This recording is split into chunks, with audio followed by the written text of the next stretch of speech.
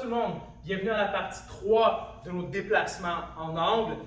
Je vous ai fait un espèce de V avec un W par terre, comme un espèce de signe de Volkswagen si vous voulez. Ça vient pas de moi, ça vient de Michelle Waterson qui est une combattante de la UFC. Quand j'ai vu cet exercice-là, je l'ai tout de suite transféré à notre combat plein contact, le combat de Kyokushin.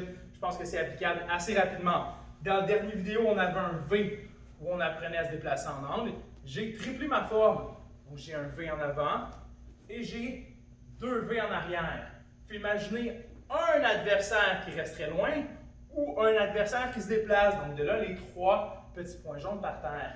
Premier exercice, simplement apprendre à se déplacer sur cette forme-là sans la quitter. Comment vous allez pouvoir bouger vos pieds? Comment vous pouvez vous déplacer là-dedans de façon un petit peu aléatoire, mais en respectant cette petite forme-là? Comment vous allez pouvoir jouer, vous déplacer là-dessus plus rapidement, moins rapidement, avec des déplacements collés, comme des pas chassés, ou des déplacements un peu plus sautés.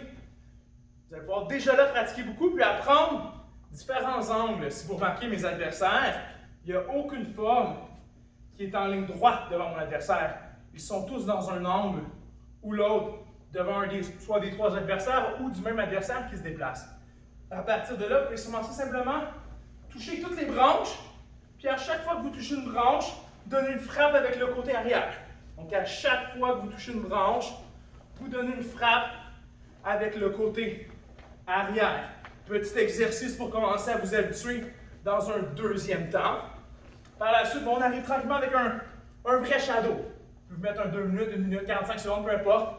Vous embarquez dans une pratique de combat, un shadow, où vous allez être obligé de respecter la dite forme, où vous devez travailler en gardant le VW actif. Ça devrait faire travailler beaucoup les déplacements. Tranquillement mettre de la fluidité, il met du temps. Il y a beaucoup d'heures, il y a beaucoup de temps d'entraînement à mettre là-dedans, mais il y a beaucoup de gains pour votre combat aussi.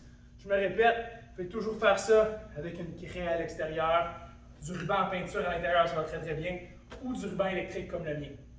Je vous souhaite une bonne pratique, explorez, amusez-vous dans cette forme-là, vous allez voir, il y a beaucoup d'apprentissage à faire. Bon entraînement la gang! Os!